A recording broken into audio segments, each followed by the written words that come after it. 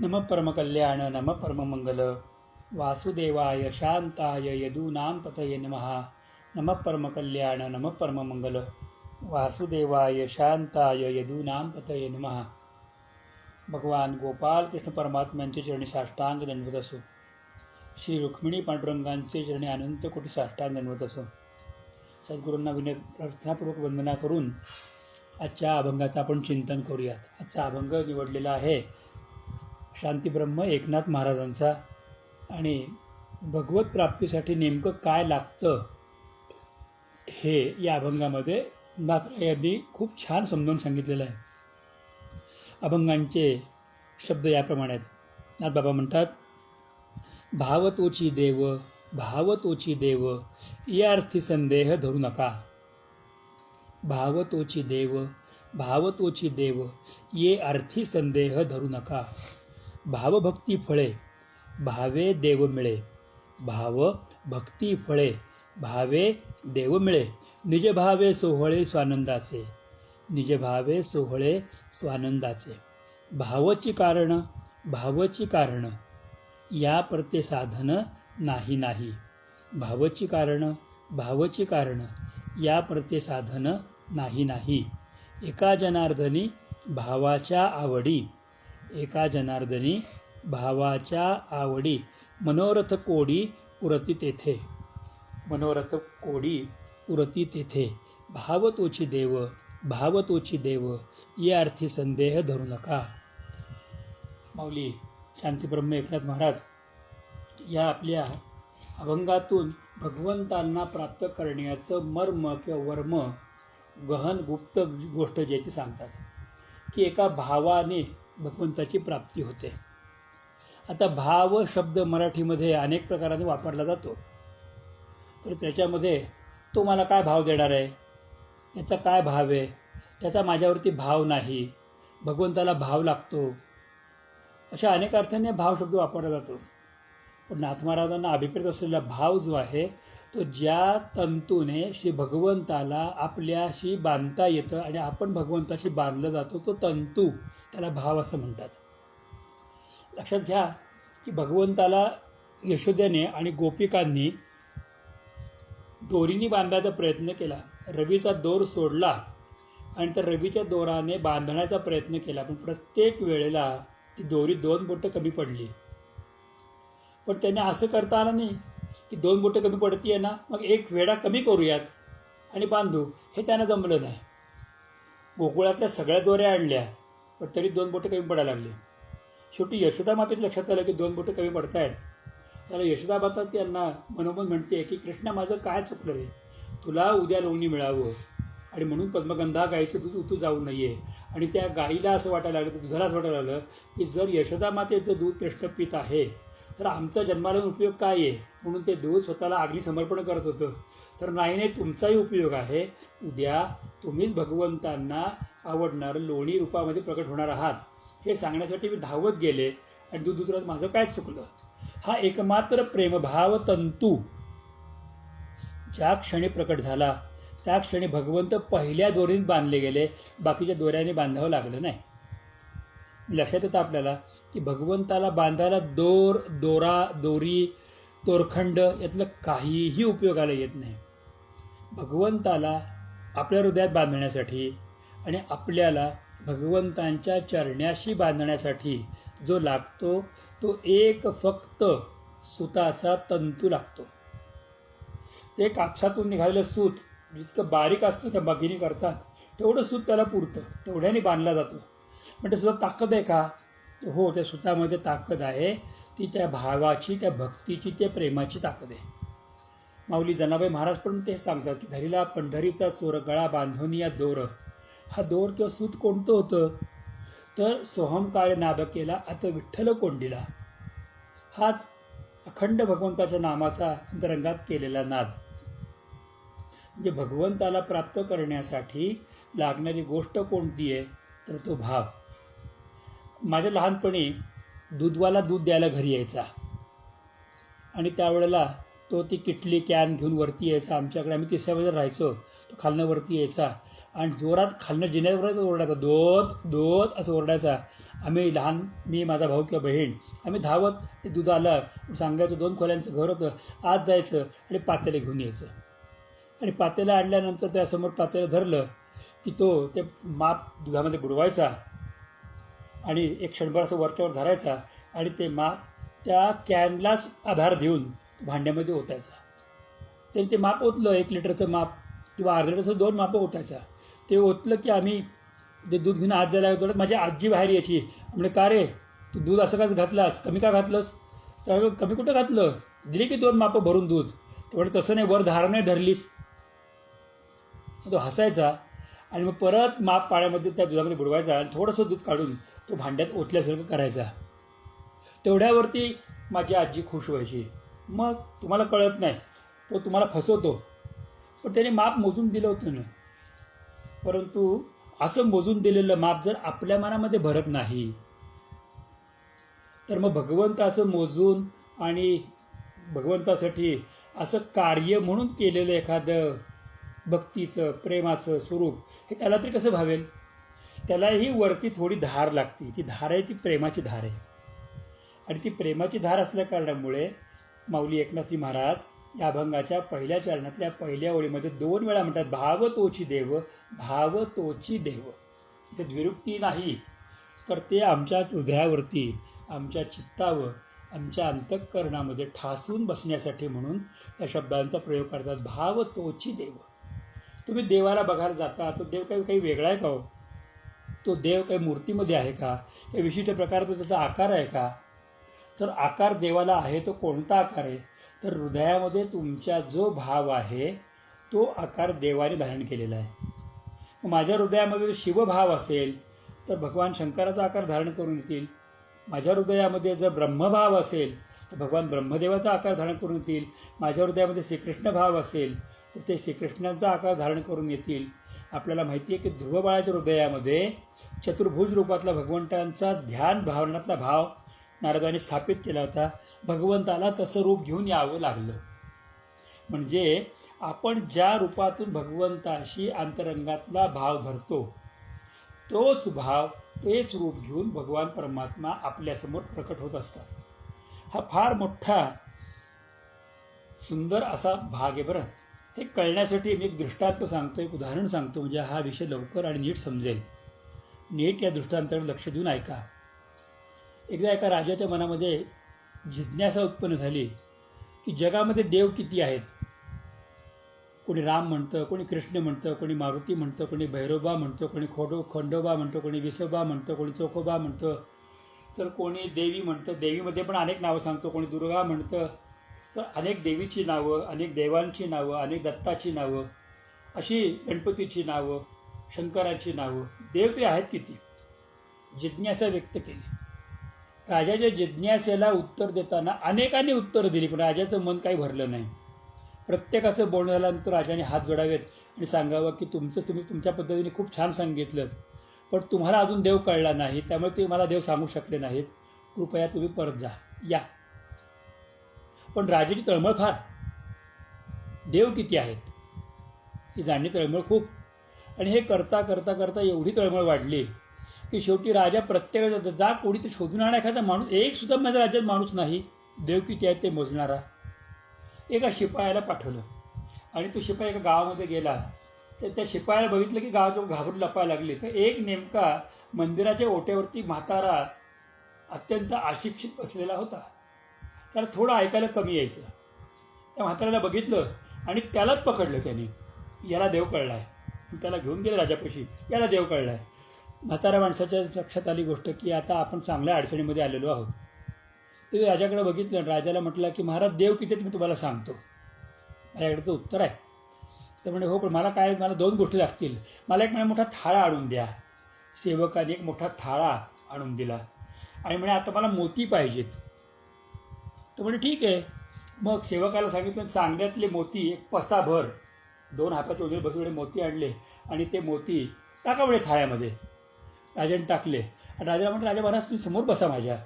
सगळे प्रजाजन बघत होते आणि ते त्या मोत्यांच्याकडे बघितलं. असा हात मोत्यांवरती फिरवला थाळा उलटा सुलटा केला ते मोती गोलगोल होते, ते इकडून तिकडे घरंगळायचे, तिकडून तिकडे घरंगळायचे. त्यांनी मोत्यांना अशा प्रेमाने फिरवलं आणि मग सगळे मोती एका बाजूला केले. त्याच्यानंतर एक मोती उचलला, बघितला आणि ठेवला. विचारलं हा काय आहे? मोती आहे. किती मोती झाले? राजा म्हटला एक मोती झाला.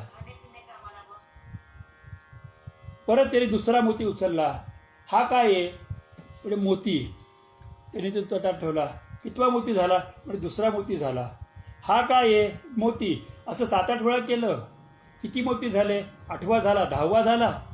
तो म्हटला महाराज 8वा 9वा 10वा मोती झाला नाही. मोती एकच आहे. ठेवताना तुम्ही संख्या मोजली. तसा परमेश्वर एकच आहे.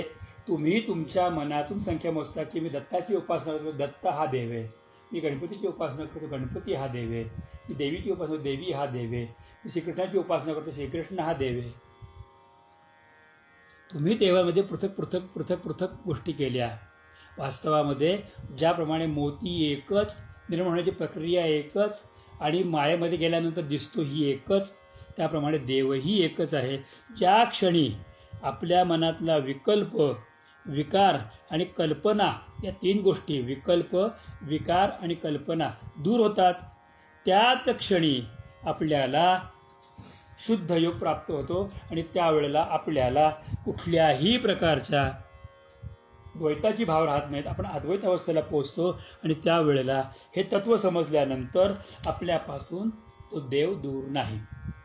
म्हणजे आपल्या मनातील विकल्प, विकार आणि कल्पना ह्या 3 गोष्टी जेवढ्या आहेत त्या 3 गोष्टींना दूर करण्यासाठी म्हणून एकनाथजी महाराज या अभंगाच्या पहिल्या चरणामध्ये भाव तोची देव, भाव तोची देव असं 2दा सांगून विरक्ती करून आपल्या हृदयामध्ये, आपल्या अंतःकरणामध्ये ही गोष्ट ठसवतात. कितीही मोजले तरी मोतीच आहे. मी कितीही नावं घेतली तरीही तो देव एकच आहे आणि एकच देव फक्त आपल्या अंतःकरणातल्या भावाप्रमाणे प्रकट होतो. आपण बघितलं की प्रसेनाचा कडनं तो सेमंतक मणी वाघाने घेतला, वाघाला त्या जांबवंतांनी मारलं. तो मणी आतमध्ये गुहेमध्ये होता, पण ज्यावेळेला श्रीकृष्ण आणि जांबवंतांचं युद्ध झालं त्याला जांबवंत हरला आणि जांबवंतांनी रामाला हाक मारली. त्यावेळेला गुहेमध्ये कृष्णाचा राम झाला. ही गोष्ट आपण बघितली. म्हणजे रामही तोच होता, कृष्णही तोच होता, पण जांबवंतांच्या अंतःकरणामध्ये भाव बाकी राम म्हणून होता आणि म्हणून त्यांनी रामाला कळवळून हाक मारली आणि त्यावेळेला मारणाराही राम होता आणि ज्याच्याशी मारामारी करत होता तोही रामच होता. पण सुरुवातीला तो राम न कळाल्या कारणामुळे, जांबवंताच्या मनात द्वैत असल्या कारणामुळे, विकल्प असल्या कारणामुळे, विकार असल्या कारणामुळे, कल्पना असल्या कारणामुळे जांबवंत श्रीकृष्णाला आणि रामाला 2-2 मानत होते. तर आम्हाला ये अर्थी संदेह धरू नका असे नाथ महाराज सांगतात की तुम्ही ये अर्थी म्हणजे कोणत्या अर्थी? तर मनामध्ये असलेल्या विकल्पाचा अर्थ, आपल्या अंतःकरणामध्ये असलेल्या विकाराचा अर्थ किंवा आपल्या चित्तामध्ये असलेल्या कल्पनांच्या अर्थी आपण देवाबद्दल संदेह करू नका. ही गोष्ट बाकी निश्चित समजून घ्या की भगवान परमात्मा हा तुमच्या हृदयातल्या भावाप्रमाणे प्रकट होतो. तुम्ही साच्यामध्ये घाला, मूर्ती बनते. तुम्ही हाताने करा, मूर्ती बनते.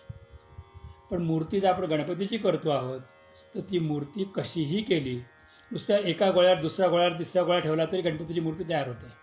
कारण त्याच्यामध्ये तुमचा भाव तुम्ही ओतलेला आहे आणि हा भाव जोपर्यंत येत नाही ना तोपर्यंत आपल्याला हे परमतत्व कळत नाही. हे कळण्यासाठी मी तुम्हाला अजून एक उदाहरण सांगतो. आता पृष्ठपोथीचे भागवत सप्ताह चालू आहे. असाच एक भागवत सप्ताह होता आणि त्या सप्ताहामध्ये त्या महाराजांनी, त्या वक्त्याने अत्यंत प्रेमाने 7 दिवसामध्ये श्री भगवंताविषयी अत्यंत सुंदर निरूपण केलं आणि भगवंतांविषयीचं प्रेमभाव प्रत्येकाच्या हृदयामध्ये जागृत केला. त्या निरूपणाला रोज एक म्हातारी बावली येऊन बसायची आणि ती कथा ऐकायची आणि अत्यंत प्रेमाने, ती म्हातारी होती पण तिला उशीर लागायचा आणि अत्यंत प्रेमाने ते निघताना त्या महाराजांच्या पायावर डोकं ठेवायची आणि त्यांना कळवळून सांगायची की ती छान सांगतो तुम्ही बोलता आणि माझ्या अंतःकरणामध्ये ती कृष्णमूर्ती प्रकट होते. मी अक्षरशः डोळे मिटून बसते. बाकीच्यांना वाटतं मी झोपलेली आहे, पण मी तुमचे शब्द कानात घेते आणि त्यावेळेला माझ्या अंतःकरणामध्ये मी त्या कृष्णाच्या मूर्तीला पाहते. तुमच्यामुळे मला अंतःकरणामध्ये कृष्णदर्शन घडलं. आणि 11व्या एकादशी स्तंभाच्या दिवशी तर ती म्हटली, अहो महाराज, तुमच्यामुळे मी प्रत्यक्ष उद्धव आणि कृष्ण एकमेकाशी बोलताना अनुभवत होती. हो, ती संत अनुभवत होते. आणि तेव्हा ती म्हटली की आज समाप्ती झाली, मला काहीतरी सेवा करायची आहे, आलेच मी. म्हणून ती म्हातारी गेली. आणि ती लक्षात आलं की आपल्या घरामध्ये फळीवरती 1 रुपया ठेवलेला आहे. गरीब होती बिचारी. ती घरी आली आणि वरच्या फळीवरती शोधायला लागली. तिला काही पटकन सापडला नाही. डबे काढले, डब्याची बाजूचं बघितलं, कुठे तिला रुपया सापडला नाही. करता करता तिला झाला उशीर. ती म्हटली नाही तर नाही. तुळशीचं पान घेतलं आणि ती त्या महाराजांच्या पैशी आली. भागवतावरती तिने तुळशीचं पान ठेवलं आणि प्रेमाने नमस्कार केला. त्या महाराजांनी तिला अत्यंत प्रेमाने आशीर्वाद दिला. पण झालं काय, तिने हात पुढं केला प्रसाद द्या म्हणून. आणि तोपर्यंत प्रसाद तसे त्यांनी बुंदीचे लाडू आणले होते. ते सगळे लाडू संपले होते. आणि त्या म्हातारीचा यायला उशीर झाला. त्या लाडू काही एकही लाडू राहिला नाही. आता परिस्थिती अशी झाली की ते महाराज सुद्धा कानकोडे झाले की अरे लाडू संपलेले, त्यांना काय सांगावं. आणि तिने प्रसादासाठी हात तर पुढे केलाय, मग आता उत्तर काय द्यावं असं त्या महाराजांना वाटलं. तेवढ्यात तिथं दुसरी जी एक बाई होती ती म्हटली, अहो मावशी, संपले नाही प्रसाद, आहे प्रसाद. आणि म्हणून तिने तिच्याजवळचा लाडू काढला आणि त्या लाडू म्हटलं की हा काय, बाजूला होता लाडू. आणि तिने त्या म्हातारीच्या हातात ठेवला. ती म्हटली की ज्या प्रेमाने श्रद्धेने मागितलाय त्या श्रद्धेने आपण लाडूचा प्रसाद द्यावा. आणि ती लाडूचा प्रसाद दिल्यानंतर त्या म्हातारीने तो लाडू घेतला, मस्तकाला नमस्कार केला, 3दा नमस्कार केला, त्या गुरुजीने नमस्कार केला आणि नंतर त्या लाडूतला 1 कण फक्त काढला, आपल्या तोंडावर ठेवला आणि बाकीचा उर्वरित लाडू सगळ्या त्या बाईला परत केला. ती बाई म्हटली, मावशी तुमच्यासाठी लाडू होता, घ्या तुम्ही. तर त्या ती फार छान प्रेमाने ती बाई म्हणते की मावताई, तुम्हाला लाडू दिलास, प्रसाद दिलास, पण प्रसाद हा जीव निववण्यासाठी आहे ग. प्रसाद हा जीव निववण्यासाठी आहे, पोट भरण्यासाठी नाही ग. प्रसाद हा पोट भरायचा म्हणून ज्यावेळेला आपण वापरतो ना, त्यावेळेला तो भगवंताने दिलाय याच्याकडे आपलं लक्ष नसतं. पण जेव्हा भगवंताचा प्रसाद मिळतो ना, त्यावेळेला जीव निववतो. निववतो म्हणजे काय, तर जीव शांत होतो. श्रांत झालेला जीव शांत होण्यासाठी भगवंताचा प्रसाद संतांच्या वक्त्याच्या हातातून आपण घेतो, श्री सांगितलं. आणि त्यावेळेला तिला फार म्हातारीला आनंद झाला, नमस्कार केला. कृष्णाला माझी काळजी, मला रुपया सापडला नाही, पण कृष्णाला मी सापडले, त्याने प्रसाद माझ्यासाठी ठेवलेला होता. म्हणून त्या म्हातारी नमस्कार केला. आणि त्यावेळेला ती म्हातारी जायला लागली. ती मावशी मागाली, कशी छान बोलते ग, अख्खा भागवत तुला कळला ग. म्हणून ती मावशीकडे म्हातारी आली, मावशी आली म्हातारीच्या मागे मागे.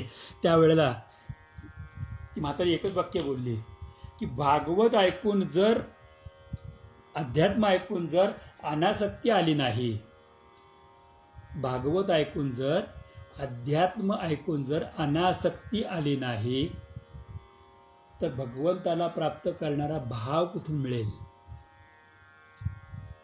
भागवत ऐकून जर, भगवंताची कथा ऐकून जर अनासक्ती आली नाही, तर भगवंताला प्राप्त करणारा भाव कुठून मिळेल. तर भगवंताला प्राप्त करणारा भाव म्हणजे प्रपंचाची अनासक्ती. आणि म्हणून पहिल्या चरणामध्ये पुन्हा पुन्हा प्रेमाने सांगतात, भावत्वची देव, भावत्वची देव देव, या अर्थी संदेह धरू नका. कुठला संदेह धरू नका, कारण भावाच्या शिवाय देव कळणार नाही. तुम्ही एकच गोष्ट आहे की भगवंतावरती प्रेमभाव ठेवा. आणि कसा भाव ठेवा, अक्षरशः जीव ओता. जसं जीव ओतून कानाने ऐकतो, जीव ओतून डोळ्याने पाहतो, जीव ओतून बोलतो, जीव ओतून काम करतो, जीव ओतून पंढरीची वारीला चालत जातो, जीव ओतून संतांची सेवा करतो, तसा जीव ओतला गेल्याशिवाय भगवंतापर्यंत पोहोचत नाही. जीवाला ओतणे म्हणजे भाव प्राप्त करणे. एक सत्य परिस्थिती अशी आहे की भागवतातलं जे कथन आहे, भक्तीचं कथन, की जे 2 पुत्र होते, ज्ञान वैराग्य. तर या ज्ञान वैराग्य भक्तीच्याकडे दासीमुक्ती होती, सेवेला गंगा आदी नद्या होत्या, तीर्थ होती. 2 पुत्र होते, देवर्षी नारद होते. आणि देवर्षी नारदांना भक्तिमातेने सांगितलं की माझ्या पुत्रांना जागृत करा. देवर्षी नारदांनी प्रयत्न केले, पण त्यांना जागृत करता आलं नाही. त्याला आकाशवाणीसाठी सांगितलं की तुम्ही सत्कर्म करा. सत्कर्म कोणतं ते संत सांगतील. त्याप्रमाणे सत्कर्म केलं सनकादिक मुनींच्याकडनं प्रश्न कळा उत्तर कळालं, भागवताचं आयोजन केलं तर भक्ती मातेचं प्राकट्य झालं. पण त्याच्या आधी नारदांकडून एक वाक्य केलं होतं, हे भक्ती मी तुझी घराघरामध्ये स्थापना करीन. तर भक्तीची घराघरात म्हणजे हृदयामध्ये स्थापना म्हणजे काय, तर ज्ञान वैराग्याचा पाया हाच भाव आहे. या भावाची स्थापना देवर्षी नारदांनी केलेली आहे. हेच नारदीय भक्ती सूत्र आहे. यथा ब्रज स्त्रियाणाम, ब्रजातल्या गोपिकांनी कृष्णावर प्रेम कसं केलं, किंवा भाव म्हणजे प्रेम, हे जे नारद भक्ती सूत्रात वर्णन केलेलं आहे ना, ती हीच गोष्ट आहे की ज्या गोष्टीचा उच्चार देवर्षी नारदांनी केला आणि घराघरामध्ये भक्तीची स्थापना केली. कारण भाव हाच ज्ञानाचा, वैराग्याचा आणि अंतिमतः भक्तीचाही पाया आहे. भावामुळे ज्ञान मिळतं. भगवंताचा संदेश सांगितल्यानंतर गोपिकांनी जे व्यक्त केलं भगवंताबाबतीत मन, त्या व्यक्त करण्यामुळे उद्धवांना भगवत भाव प्राप्त झाला. त्याला प्रेमभक्ती असं म्हणतात. आणि त्यामुळे भगवंतांच्या विषयी प्रेमभाव प्राप्त होऊन गोपिकांनी जे धारण केलेलं आहे ते खरं वैराग्य आहे. ते वैराग्य सुद्धा उद्धवांना मिळालं.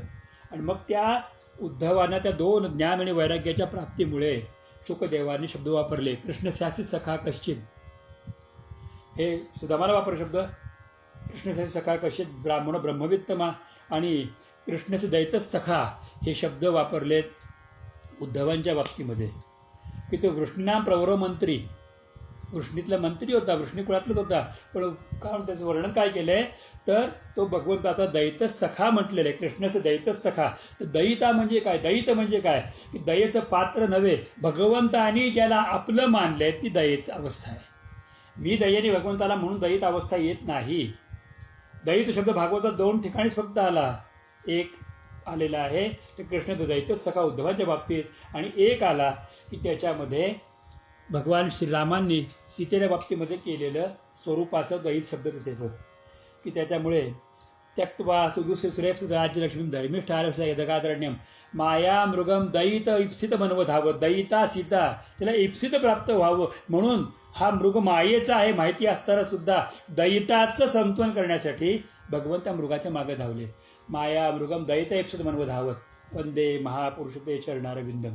तर हा दैत भाव जोपर्यंत अंतःकरणामध्ये येत नाही तोपर्यंत भगवंतांची प्राप्ती होत नाही. ह्या अभंगाच्या दुसऱ्या चरणामध्ये महाराज सांगतात, भावची भक्ती, भाव भक्ती फळे भावे देव मिळे. जोपर्यंत दैत भाव अंतःकरणामध्ये येत नाही ना आपल्या, आणि भगवंतांच्या अंतःकरणात आपल्याविषयी दैत भाव येत नाही, तोपर्यंत भक्ती फळणार नाही, देव मिळणार नाही. भक्ती फळते म्हणजे काय होतं, आता सांगितल्याप्रमाणे नारदांच्या आणि भक्तिसूत्र सांगितल्याप्रमाणे घराघरात स्थापना, ज्ञान वैराग्याचा पाया हीच मुळी भक्ती आहे. ज्ञान वैराग्याचा पाया हेच मुळी भाव आहे. ज्ञान वैराग्याचा पाया हेच मुळी प्रेम आहे.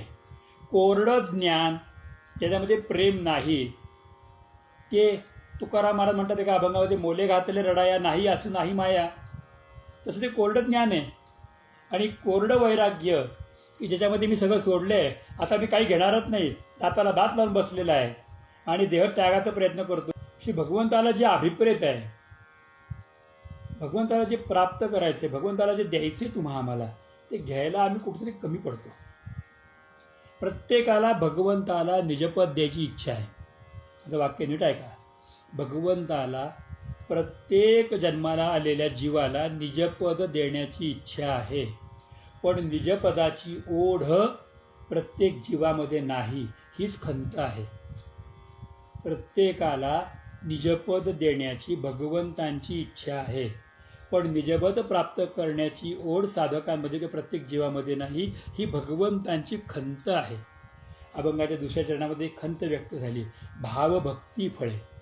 हा जोपर्यंत निजपद प्राप्तीचे प्रति आपला भाव होत नाही ना, तोपर्यंत भक्ती होत नाही, आणि तोपर्यंत भक्तीचं फळ म्हणजे भगवंतांची प्राप्ती होत नाही. आणि भावे देव मिळे. ज्या वेळेला ह्या निजभक्तीचा भाव हृदयामध्ये साधतो ना, त्या भावाने देवाची म्हणजे निजपदाची प्राप्ती होते. आणि ते निजपद प्राप्त काय होतं की निजभावे सोहळे स्वानंदाचे. हे निजपदाचा निजभाव अंतःकरणामध्ये प्राप्त झाल्यानंतर सोहळे स्वानंदाचे. ज्याप्रमाणे शबरीला रामरायाने दर्शन देऊन शबरीला रामाने स्वतः नवदा भक्ती सांगितली. रामाने शबरीवरती कृपा केलीच केली, इतकंच काय, ते शबरीने रामरायाला एक विनंती केली की आता तुझ्या चरणाशी मी ऐक्य पायपर्यंत तू थांब, मग तू जा. सगळा निरोप सांगून झाला. आणि त्याच्यानंतर वर्णन फार मोठं गहन आहे की शबरीने रामाला नमस्कार केला. शबरीने रामरायांना आपले गुरु जे मातंग मुनी आहेत त्यांच्या समाधीस्थळापर्यंत नेलं, दाखवलं की यांच्यामुळे मला तुमचं दर्शन झालं. म्हणजे एक प्रकारे समाधीस्थ असलेल्या गुरूंना पण रामाचं दर्शन घडवलं. आणि नंतर तिथेच बसली, डोळे मिटले. आणि त्याच्यानंतर देवी भागवतात जे वर्णन केलेलं आहे की शुकदेवाने आपला देह आकाशामध्ये एकरूप करून टाकला, देवी भागवतातलं वर्णन. त्या पद्धतीने या शबरीने राम बघत असताना पंचमहाभूतांचं विघटन आपल्या समोर केलं, रामाच्या समोर केलं. आणि पंचतत्वामध्ये ज्योत आहे ती रामाच्या भौतिक रूपातल्या देहामध्ये विलीन न करता ती अवकाश रूपातल्या संपूर्ण ब्रह्मांडात भरलेल्या स्थित असलेल्या रामाच्या रूपामध्ये अर्पित करून टाकली. वाल्मिकी रामायणात आणि तुळशी रामायणामध्ये हा फार सुंदर असा भाव दिलाय. मग कसा प्राप्त झाला हो? तर सोहळे स्वानंदाचे, निजभावे सोहळे स्वानंदाचे, तो निजभाव प्राप्त केला होता. मी पुन्हा एक वाक्य सांगणार आहे, अभिउच्चार केलेलं तेच वाक्य की भगवंताला प्रत्येकाला निजपद देण्याची इच्छा आहे.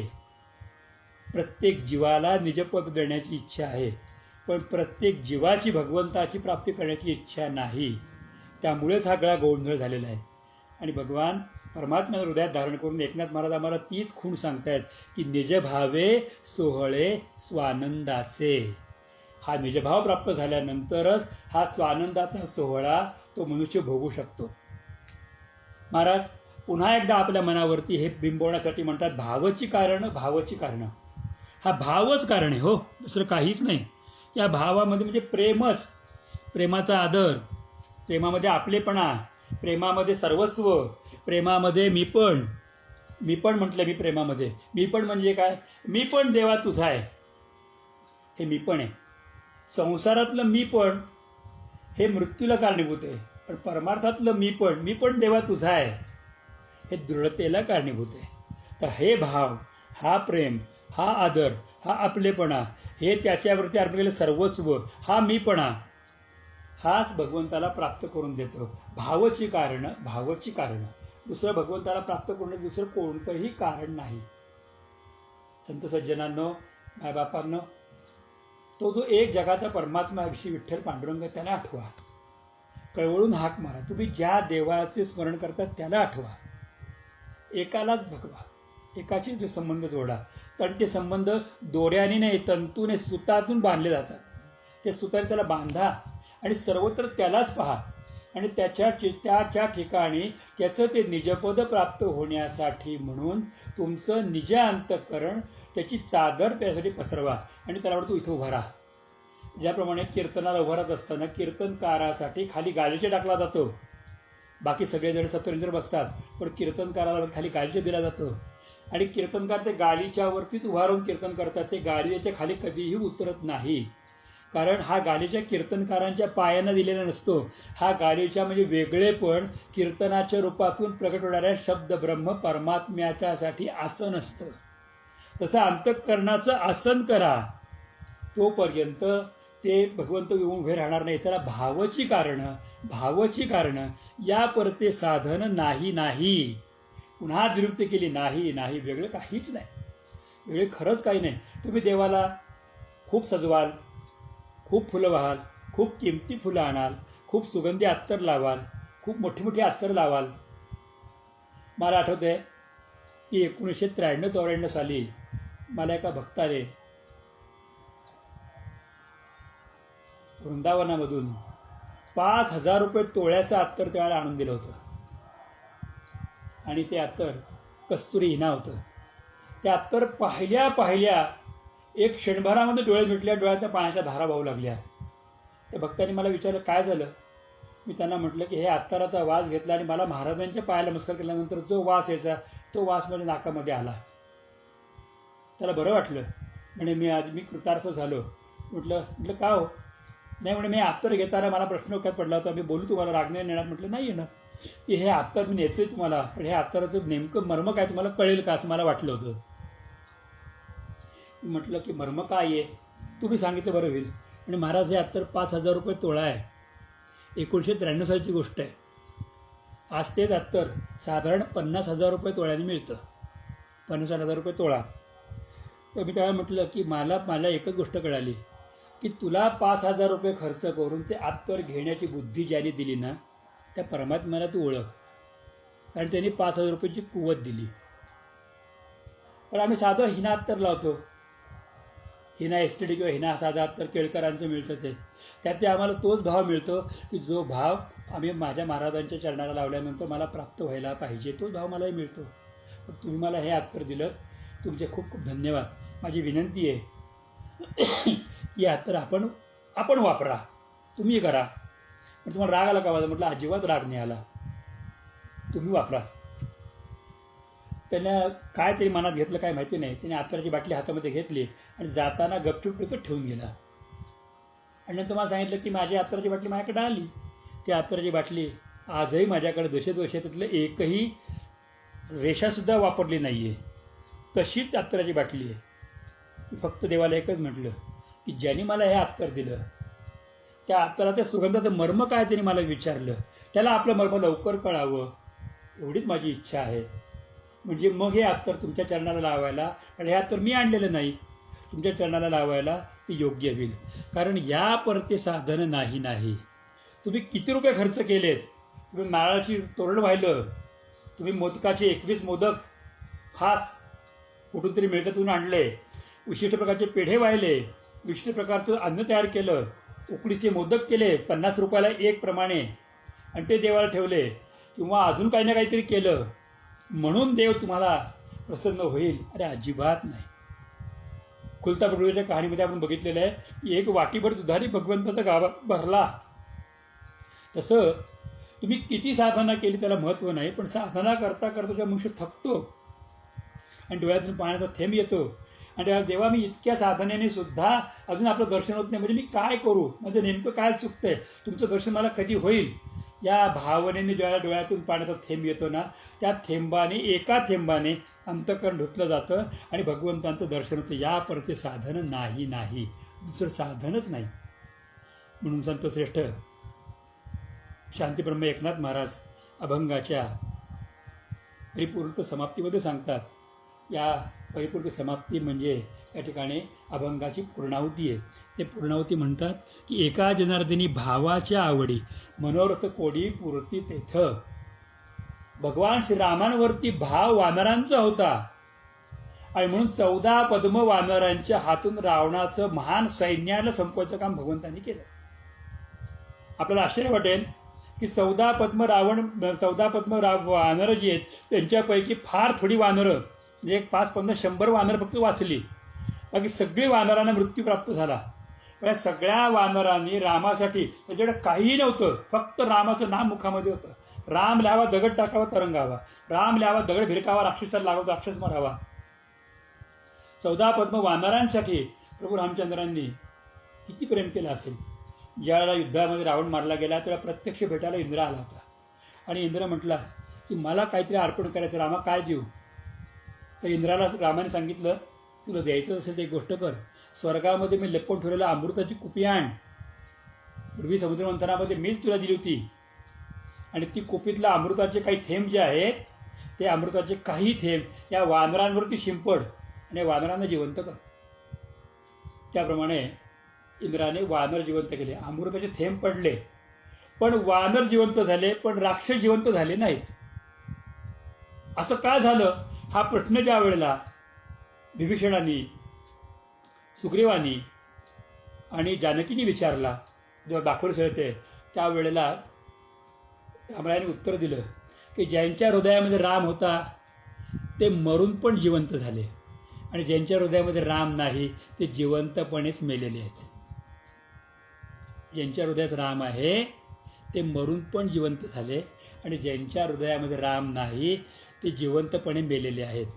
त्यामुळे एका जनार्दनी भावाच्या आवडी, भगवंता भावाची आवड आहे, आणि म्हणून त्याला कड्या भाकरी आवडल्या, म्हणून त्याला जनाबाईच्या शिव्या ओव्या वाटल्या, म्हणून त्याला तुकाराम महाराजांची बायको आवडी, वेडेवाकडे बोलायची ते आवडायचं. तर तुकारामात दर्शन उशिरा दिलं, पण आवडीला पहिलं दर्शन दिलं. पायातला काटा काढण्यापासून प्रत्येक ठिकाणी आवडायचे दर्शन दिलं. आणि म्हणून संतांनी मुसलमान असलेल्या राजाला पहिलं दर्शन दिलं आणि नंतर बाकीच्यांना मिळाले. दामाजी पंतांच्या रूपामध्ये भगवंतानी दर्शन आधी त्या यवनराजाला दिलं, त्या गणिकेच्या रूपामध्ये असलेल्या भावामध्ये पांडुरंगा दर्शन आधी त्यांना दिलं, मग भाव भक्ताला दिलं. कारण तुझ्यामुळे मला यावं लागलं रे. सगळ्यात गोष्ट सांगू तुम्हाला की त्यावेळेला भगवंताने श्रीहरी अवतार ग्रहण केला होता. त्यावेळेला चक्राने आधी त्याने ग्रहाला मारलं आणि मग दर्शन दिलेलं आहे. ते त्या गजेंद्राला उचलून घेतलं, जवळ घेतलं, ग्रहाला मारलं आणि त्या ग्रहाने पाय धरला होता तो संतांचा धरला होता. म्हणून ज्यावेळी संतांचे पाय धरलेत तो किती दुष्ट जरी असला तरी भगवंताचा उद्धार आधी करतात. म्हणून भगवानचा हे संत ब्रह्म एकनाथ महाराज सांगतात की एका जनार्दनी भावाच्या आवडी मनोरथ कोडी पुरते तेथे. मनोरथ कोडी, कोडी म्हणजे कोट्याने कोट्टी. तुमच्या मनात जे मनोरथ असतील ते परिपूर्ण होतात. कारण ज्याच्या हृदयामध्ये भाव आहे त्याचा मनोरथ सगळ्यात मोठा एकच आहे आणि तो मनोरथ म्हणजे श्री भगवंतांना प्राप्त करणे. याच देही याच डोळा, त्या भगवंताला प्राप्त करणे. तुकोबाराय महाराज एका अभंगामध्ये म्हणतात की आपुलेच मरण पाहिले म्या डोळा, अनुपम्य सोहळा अनुभवला. हे नेमकं काय आहे? किंवा मरण माझे मरून गेले मजला केले अमर, हे नेमकं काय आहे? तर हेच जाण्याच्या आधी भगवंता तुमचं दर्शन, जाण्याच्या आधी भगवंता तुमचं चरण सान्निध्य, कुठे जायच्या आधी भगवंता या देहामध्ये असतानाच सायुज्यता प्राप्ती आणि देहाच्या पतनाबरोबर आम्हाला भगवंतांच्या चरणांचा आश्रयाची प्राप्ती. मनोरथ कोडी पुरती तेथे, मनोरथ भगवंत पूर्ण करतात. तर असा हा भावाचा असलेला सुंदर अभंग शांतीब्रह्म एकनाथ महाराज सांगतात. आणि या अभंगामध्ये एक गोष्ट आम्हाला मुद्दामून सांगतात की घरोघरातील एकमेकावर प्रेम का करतात. नवरा बायकोवर, बायको नवऱ्यावर, मुलं बापावर, बायकोवरती मुलं आईवरती, मुली एकमेकावर प्रेम का करतात आणि ते विरोध तरी का करतात, त्यांचा एकमेकांचा अपमान करायला का धजावतात. जोपर्यंत प्रेम आहे तोपर्यंत प्रेम करतात आणि एखादा शब्द विचित्र बोलला गेला की विरोधाला सुरुवात होते. मग प्रत्येक गोष्ट खोटी दिसायला लागते. म्हणजे प्रेम याला कारण आहे. मग हेच जर प्रेम देवाला तुम्ही लावलं तर एका जनार्दनी भावाच्या म्हणजे प्रेमाच्या आवडी मनोरथ कोडी पुरती तेथे. झालेली सेवा भगवत चरणारविंदी अर्पण करून वाणीला विश्राम देतो. कुंडलिकावरती हरी विठ्ठल श्री ज्ञानदेव तुकाराम श्री पंढरीनाथ भगवान की जय. दत्तात्रय जनार्दन श्री एकनाथ महाराज की जय. गोपाल कृष्ण भगवान की जय. श्री गुरु गोविंद महाराज की जय. श्री सद्गुरु केशवदत्त महाराज की जय. सद्गुरुनाथ भगवान की जय. सर्व संतन की जय. जय गोपाल कृष्ण भगवान की जय. सर्वांना माझा प्रेमपूर्वक नमस्कार. विनंती एकच की हे प्रेम सगळं भगवंताला जोडा आणि भगवंताला याच देही याच डोळा पहा आणि कृतार्थ व्हा. सर्वांना माझा प्रेमपूर्वक जय श्री कृष्ण, जय श्री कृष्ण, जय श्री कृष्ण.